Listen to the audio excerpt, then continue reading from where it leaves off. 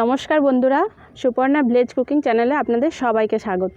আজকে আমি আমাদের বাগানের টাটকা কলা মোচা দিয়ে নিরামিষ একটা মোচার রেসিপি আমি আপনাদের সাথে শেয়ার করব। প্রথমে আমরা দেখে নিই এই রেসিপিটা বানানোর জন্য আমি কি কি নিয়েছি।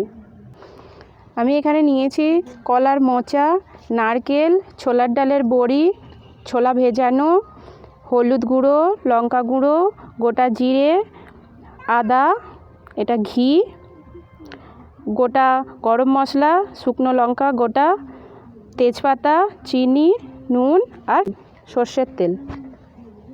চলুন প্রথমে আমি মোচাটা কেটে নিই।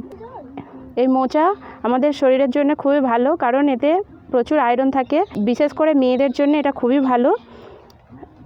এই মোচা কাটাও খুব ঝামেলার। কীরকম করে কাটতে হয় আমরা দেখে নিই।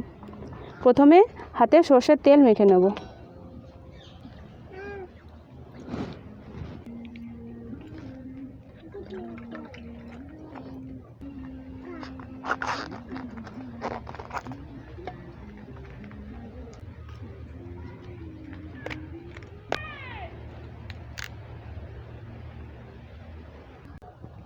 এটা আমরা ছাড়াবো না, এটা গোটাই কেটে নেব।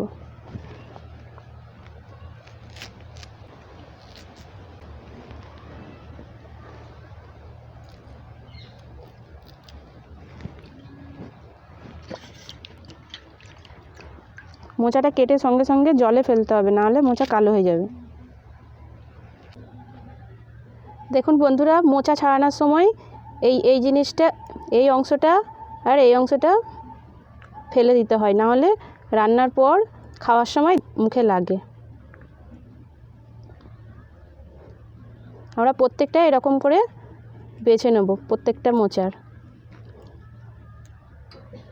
দেখুন এরকম করে প্রত্যেকটা মোচা সাফ করে নিতে হবে।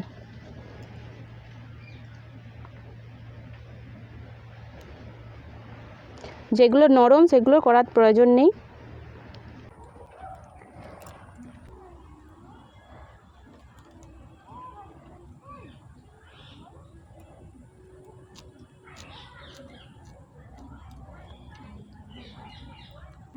দেখুন মোচাটা আমার কাটা হয়ে গেছে।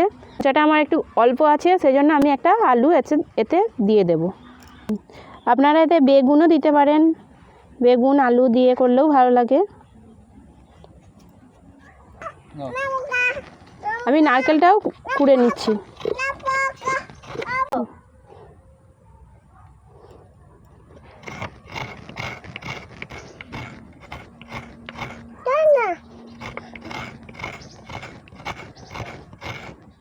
বসো।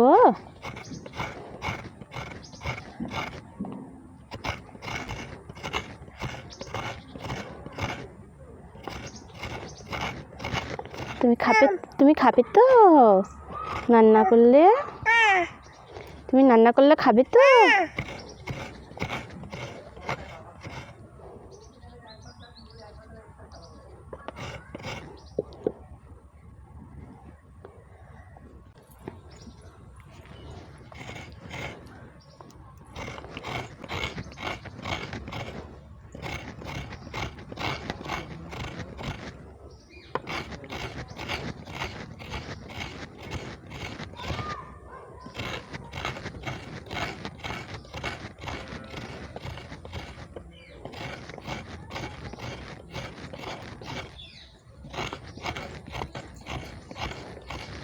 এদিকে বসো, এদিকে বসো, এদিকে বসো বসো।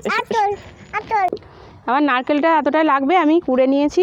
এবার আদা আর জিরেটা বেটে নেব।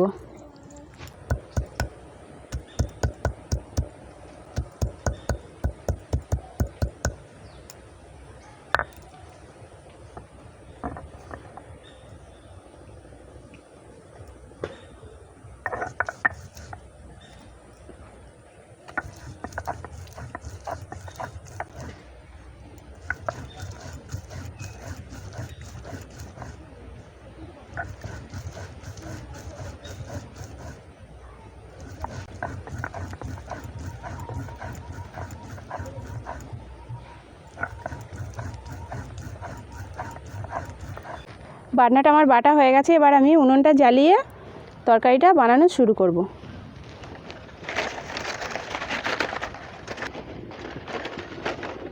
প্রথমে বড়িটা ভেজে নিচ্ছি। বড়িতে প্রথমে আমি তেল দিইনি, এরকম করে ভাজলে কম তেলেই বড়িটা ভাজা হয়ে যাবে। বড়িগুলো একটু লাল লাল হয়ে এসেছে, এবার এতে একটু আমি তেল দিয়ে দেবো, সর্ষের তেল।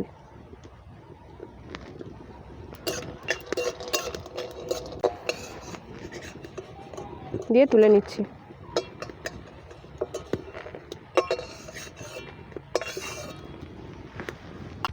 এবার আমি আলুগুলো দিয়ে দিচ্ছি।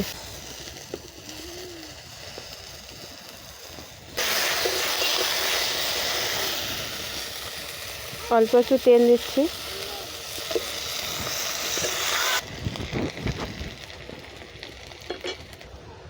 মোচাগুলো ধুয়ে তুলে রেখেছিলাম, এবার এগুলো এতে দিয়ে দেবো।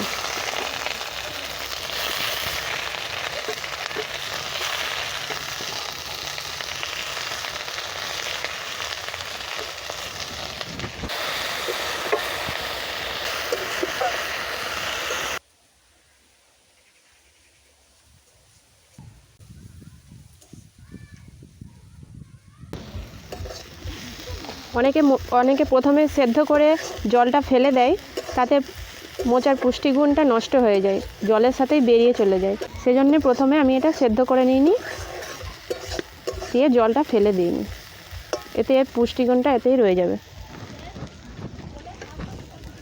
এবার এতে আমি একটু ছোলাটা দিয়ে দেবো।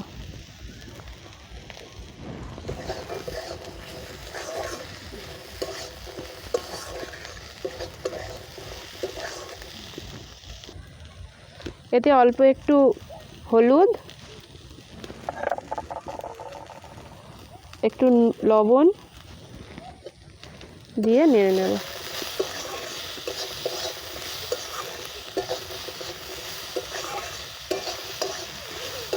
এটা নাড়তে নাড়তেই প্রায় সেদ্ধ হয়ে যাবে, তবুও আমি একটু অল্প পরিমাণে জল দেব, দিয়ে সেদ্ধ করে নেব।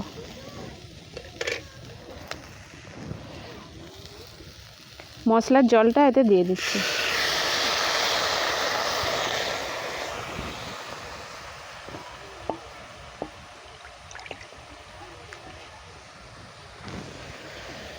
আর অল্প একটু জল।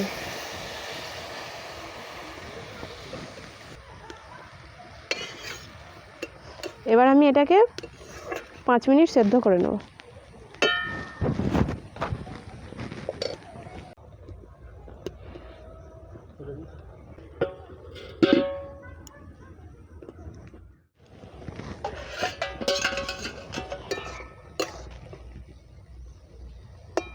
আমার সেদ্ধ হয়ে গেছে।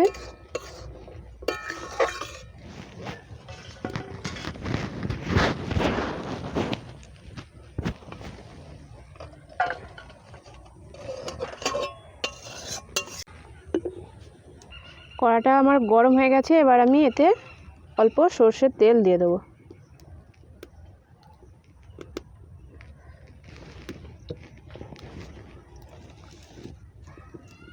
তেলটা আমার গরম হয়ে গেছে, এতে তেজপাতা, শুকনো লঙ্কা,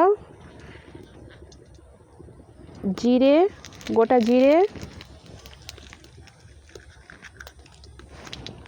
এলাচ, লবঙ্গ, দারচিনি ফোড়ন দিয়ে দিচ্ছি।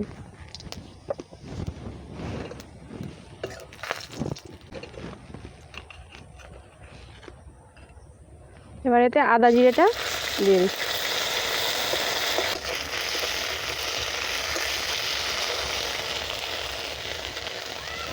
অল্প একটু জল। এবার এতে লঙ্কা গুঁড়ো,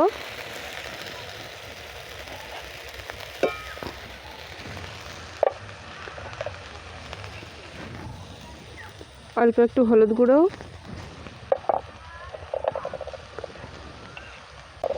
অল্প একটু লবণ দিচ্ছি।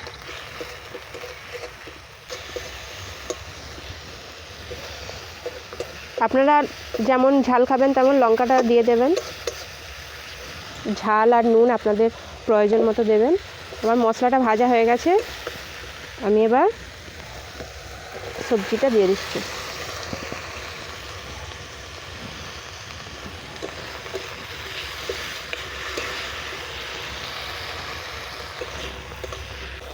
এতে অল্প একটু চিনি,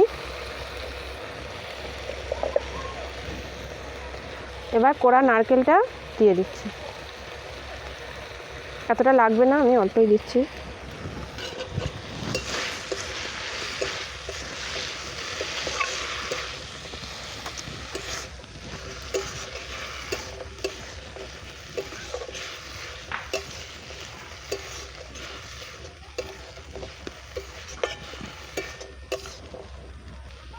ভেজে রাখা বড়িটাও দিয়ে দিচ্ছি।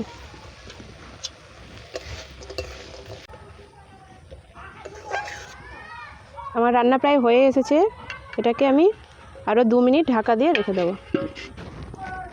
2 মিনিট হয়ে গেছে, এবার আমি এটা খুলে নিচ্ছি।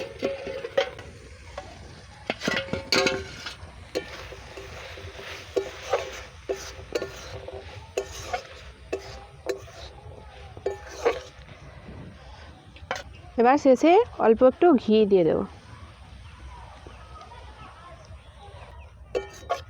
আমার রান্নাটা হয়ে গেছে, আমি এবার নামিয়ে নেব।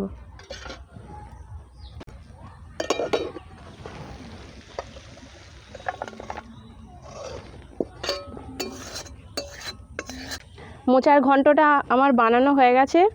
এটাকে আপনারা ভাত, রুটি সবার সাথেই খেতে পারেন। আমি এটা এখন ভাতের সাথেই পরিবেশন করছি।